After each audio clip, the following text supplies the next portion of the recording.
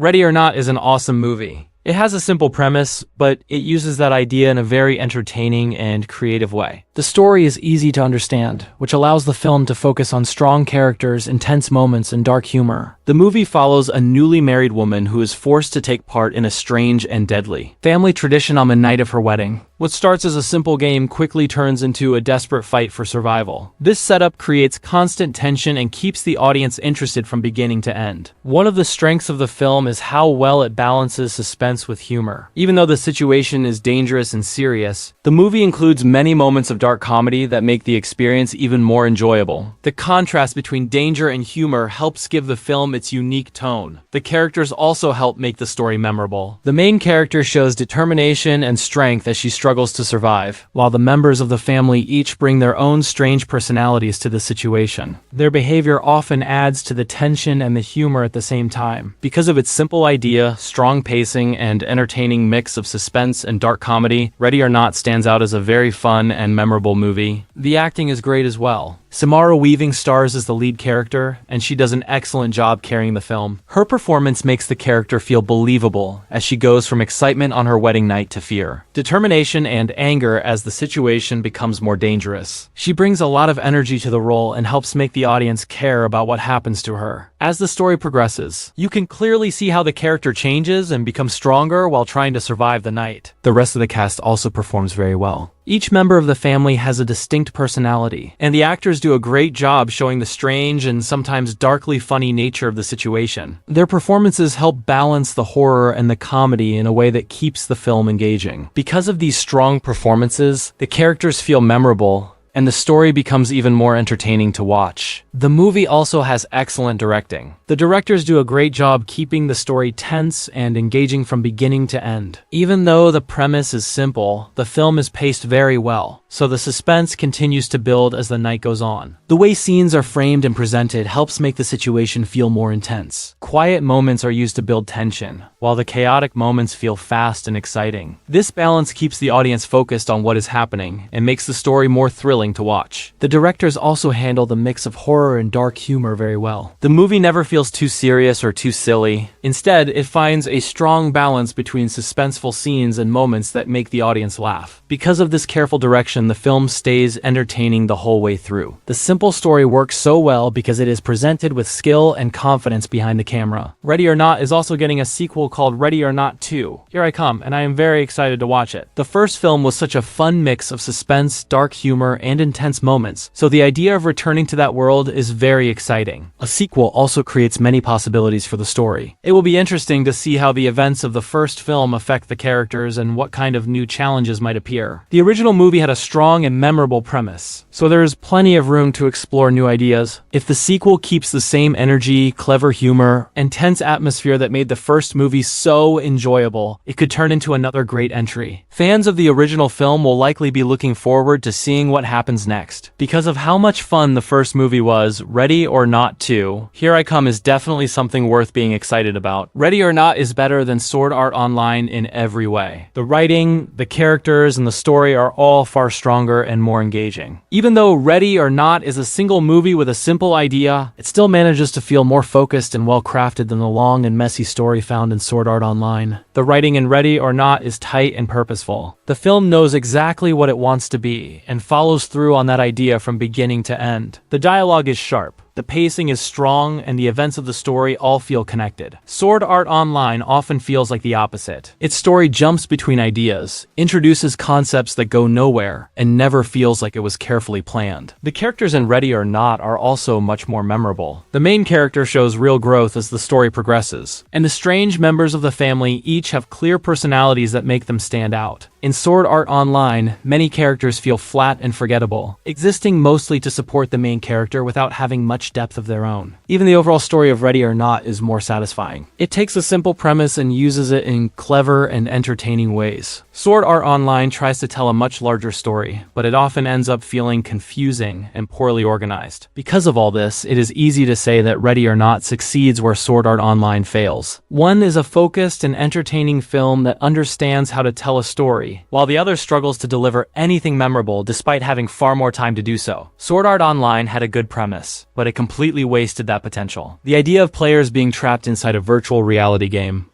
where death in the game means death in real life, is a strong concept.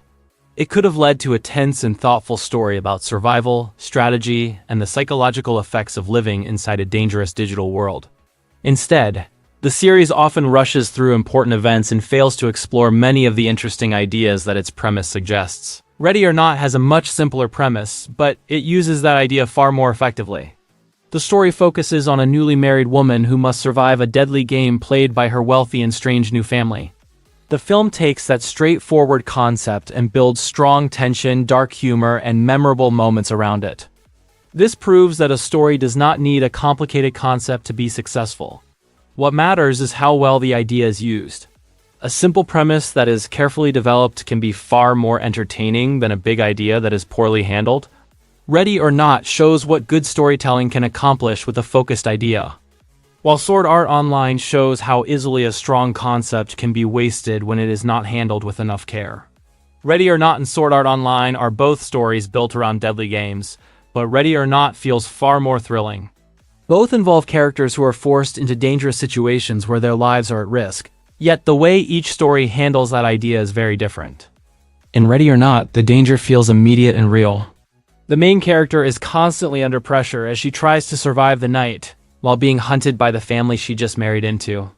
The tension builds naturally as the situation becomes more desperate, which keeps the audience on edge and makes every moment feel important. Sword Art Online is based on a similar concept, but it never creates the same level of tension. Even though the premise involves players dying if they lose in the game, the story often rushes through important events or shifts focus to other ideas.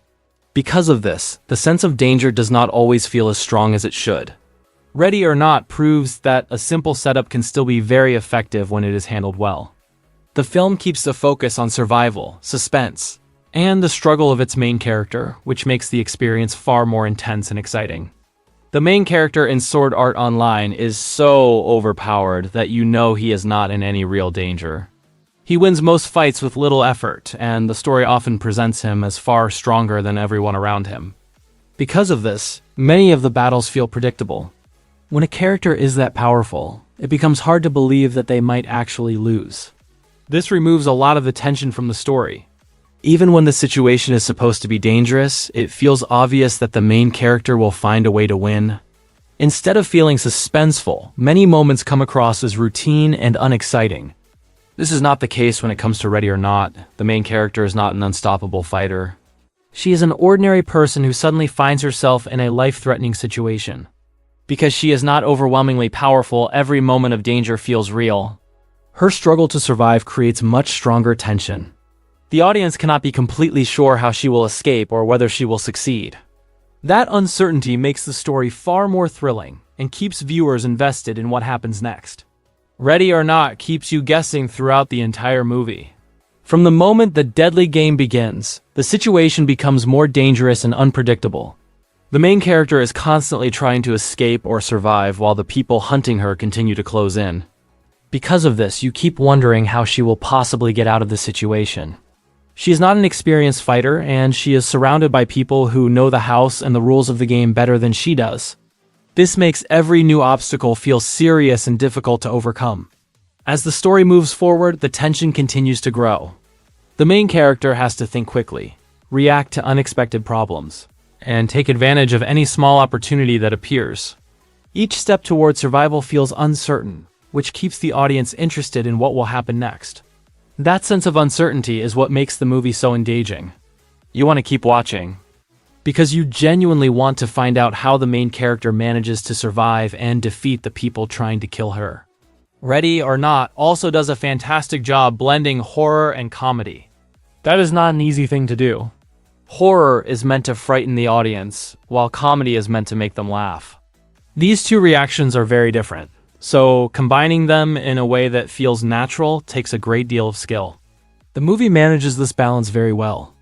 There are many tense and frightening moments where the main character is in serious danger. At the same time, the film includes darkly funny situations and absurd behavior from the family members who are hunting her. Their strange personalities and the ridiculous nature of the situation often create humor even in the middle of the chaos. Because of this, the movie can move smoothly between suspense and comedy without feeling awkward. One moment you might feel nervous about what will happen next, and the next moment something unexpected happens that makes you laugh. This careful balance makes the film even more entertaining. Instead of being only scary or only funny, Ready or Not offers both experiences at the same time, which helps it stand out from many other horror movies. The script of Ready or Not is sharp and witty. The dialogue feels lively and well-written, which helps give the characters strong personalities. Many of the lines are clever and memorable, especially during the tense and chaotic moments of the story. The humor in the script also stands out. Much of it comes from the strange behavior and attitudes of the family members, who treat their deadly tradition as if it is completely normal. Their serious attitude towards such a ridiculous situation creates many funny moments. At the same time, the script never loses focus on the tension of the story. The characters react to the danger in believable ways, and the dialogue helps build the suspense while still allowing room for dark humor. Because of this strong writing, the conversations between characters feel natural and entertaining. The sharp and witty script plays a big role in making Ready or Not such a fun and memorable movie. There's nothing good about Sword Art Online. The writing is weak, the characters are shallow, and the story often feels messy and poorly planned. Instead of developing its ideas in a thoughtful way, the series jumps from one concept to another without giving them enough time to grow. Because of this, it is baffling that so many people continue to watch it. There are many better movies and shows available that offer stronger storytelling, more interesting characters, and far more creativity. When those options exist, it becomes difficult to understand why anyone would choose to spend their time on something as poorly handled as Sword Art Online. Good entertainment should leave a strong impression and make viewers feel that their time was well spent. Sword Art Online never does that. Instead, it often feels like a frustrating example of wasted potential, especially when compared to the many better stories that people could be watching instead. The Sword Art Online community is awful as well. The fans are often very rude and toxic, especially when someone criticizes the series. Instead of having calm discussions about the show, many fans react with anger and quickly turn simple conversations into arguments. This kind of behavior makes the community unpleasant to be around. People who share negative opinions about the series are often mocked or attacked rather than listened to. Because of this, it can feel difficult to have any honest discussion about the show. A good fan community should be welcoming and open to different viewpoints. Unfortunately, the Sword Art Online community often feels like the opposite. The hostility and constant arguments make it a space that many people would rather avoid. It is pathetic how Sword Art Online fans cannot accept criticism. Many of them treat the series as if it is perfect and refuse to acknowledge any of its obvious flaws. When someone points out problems with the writing, the characters, or the story, the reaction is often defensive and hostile instead of thoughtful. Rather than discussing the criticism in a reasonable way, some fans immediately dismiss it or attack the person who brought it up. This kind of response makes normal conversation almost impossible and turns simple discussions into arguments. No show is perfect, and every series has weaknesses that can be talked about. When a fanbase refuses to accept even basic criticism, it reflects poorly on the community as a whole. It makes the entire situation look immature and, frankly, a little pathetic. Sword Art Online fans really need to grow up and get off their high horse. Many of them act as if the series is beyond criticism and treat anyone who disagrees with them as if they are wrong or uninformed. This kind of attitude only makes discussions about the show more frustrating. Instead of reacting with arrogance or hostility, fans should be able to accept that not everyone will like the same series. Different opinions are a normal part of any fan community, and they can lead to more interesting conversations when people respond with maturity. When fans refuse to listen to criticism and act as if their favorite show is untouchable, it only damages the reputation of the community. Taking a more reasonable and open-minded approach would make discussions much more enjoyable for everyone involved. Sword Art Online fans often tell other people to stop criticizing or attacking the show, yet many of them turn around and defend it in very aggressive ways themselves. This creates a strange contradiction. They complain about negative comments or harsh opinions, but they react in the same way when someone questions the quality of the series. Because of this, discussions about the show can quickly become frustrating. Instead of allowing open conversation, some fans dismiss criticism while still insisting that everyone else should respect their opinion. This double standard makes it difficult to take their arguments seriously. To outside observers, it can come across as hypocrisy. When people demand respectful discussion but refuse to follow the same standard, it weakens their position and makes their behavior look dishonest. If fans want their favorite series to be taken seriously, they should be willing to accept criticism and respond in a calm and consistent way. Otherwise, the constant contradictions only make the situation look worse. It is best to just avoid Sword Art Online and its awful community. The series itself has many problems with its writing, characters, and overall story, which already makes it difficult to recommend. When the negative behavior of parts of the fanbase is added on top of that, the experience becomes even less appealing. There are many other anime series and films that offer stronger storytelling, more creative ideas, and much more welcoming fan communities. Spending time on those shows is usually far more enjoyable and rewarding. Because of this, avoiding Sword Art Online altogether can feel like the better choice. There are plenty of better stories and better communities out there that are far more worth your time and attention. Sword Art Online can also feel insulting to people who actually play online games.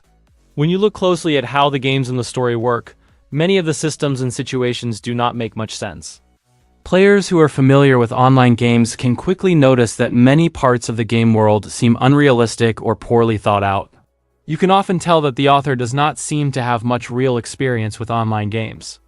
The way the game mechanics are presented feels shallow, and many important aspects of how online games normally function are either ignored or handled in strange ways.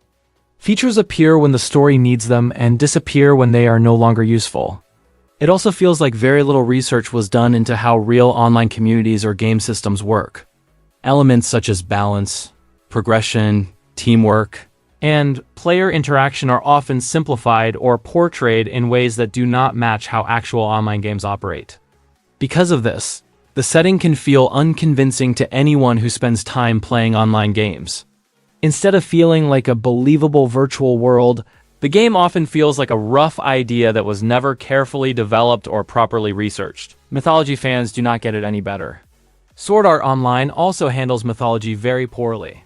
The series often takes names and surface-level ideas from famous myths, but it does very little with the deeper meaning or background behind them. It borrows names from well-known mythologies, such as those from Greek or Norse traditions, but the connection usually stops there. The stories, themes, and cultural context behind those myths are mostly ignored. Instead of building on the original legends in a thoughtful or creative way, the show simply uses the names as decoration. For people who enjoy mythology and understand the original stories, this can feel very disappointing. Mythology is full of complex characters, powerful themes, and fascinating history, yet the series never makes any real effort to explore those elements. Because of this, the mythology in Sword Art Online often feels shallow. It takes the names, but it does not respect or properly use the rich stories that those names come from. It is confusing how people can still be fans of such a terrible show. When you look at the weak writing, shallow characters, and poorly handled ideas, it is hard to understand why anyone continues to defend it so strongly. There are many other movies and shows that offer better storytelling, stronger characters, and far more creativity. With so many good options available, it seems strange that some viewers would choose to remain loyal to a series with so many obvious flaws. The continued popularity of the show can feel baffling to people who notice these problems. Instead of moving on to better series, some fans continue to praise and defend it as if it has no weaknesses at all. Because of this, the situation often leaves critics scratching their heads. It is difficult to understand how a show with so many issues can still maintain such a devoted fan base. I would rather watch Ready or Not any day of the week than Sword Art Online. Ready or Not is entertaining, well-written, and full of energy from beginning to end. The movie keeps the tension high while also delivering dark humor and memorable moments. The story is simple, but it is handled with care and creativity. The characters feel lively, the pacing keeps the audience engaged, and the situation always feels intense. Watching the main character struggle to survive makes the film exciting and unpredictable. Sword Art Online, by comparison, often feels dull and poorly handled. The story drags, the characters lack depth, and many moments fail to create real suspense. Instead of feeling thrilling, the series can feel repetitive and frustrating. Because of this, choosing between the two is easy for me. Ready or Not is a fun and well-crafted movie that rewards the audience, while Sword Art Online often feels like a waste of time. We need more movies like Ready or Not and a lot less shows like Sword Art Online. Ready or Not proves that a simple idea can become something exciting and memorable when it is handled with strong writing, sharp humor, and confident direction. The film respects the audience by telling a focused story that keeps the tension high while still allowing room for clever comedy. It shows that creativity and careful storytelling can turn a straightforward premise into a very entertaining experience. Sword Art Online represents the opposite problem. It begins with an interesting concept but fails to use it well. The writing feels careless, the characters lack depth, and the story often wanders without a clear sense of direction. If more creators focused on making tightly written and creative stories like Ready or Not, audiences would have far more memorable entertainment to enjoy. Instead of rewarding weak storytelling, viewers should support movies and shows that actually make the effort to be clever, exciting, and well-crafted. Hopefully the Ready or Not sequel is successful and encourage the creators to make more movies in the franchise. The first film proved that the concept works very well and that there is still plenty of room to explore new ideas within that world. A successful sequel could open the door for more stories, connected to the strange traditions and dark humor that made the original movie so memorable. There are many directions the story could go, and it would be interesting to see how the creators expand on the ideas that were introduced in the first film. If the sequel captures the same energy, suspense, and sharp humor that made the original so entertaining, it could easily become another fan favorite. Continued success might even allow the series to grow into a larger franchise with more films in the future. For fans of the first movie, that would be very exciting. It would mean more thrilling situations, more dark comedy, and more stories set in the strange and dangerous world that Ready or Not introduced. The directors of Ready or Not have also directed 2 Scream movies. If you enjoyed their work on Ready or Not, those films are definitely worth checking out as well.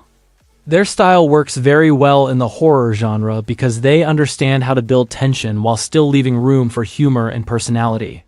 Just like in Ready or Not, their approach to directing focuses on strong pacing and memorable characters. They know how to create suspenseful moments that keep the audience on edge, but they also include clever dialogue and self-aware humor that makes the experience more fun. Fans of horror often appreciate this balance. A movie can be frightening while still being entertaining and even funny at times. The directors have shown that they are very good at handling that kind of tone. Because of this, anyone who enjoyed Ready or Not should consider giving those Scream films a chance. It is a great way to see more of the same directing style that helped make Ready or Not such an exciting and memorable movie. As a bonus for sticking around until the end, let us take a look at how someone might try to beat the death game in Ready or Not. Imagine being in the position of the main character and suddenly realizing that the family you just married into is hunting you as part of a deadly tradition. What would you do to survive? Thinking about these strategies makes the movie even more interesting. It allows you to imagine how you might react in the same situation and what choices you would make if you had to survive the deadly game yourself.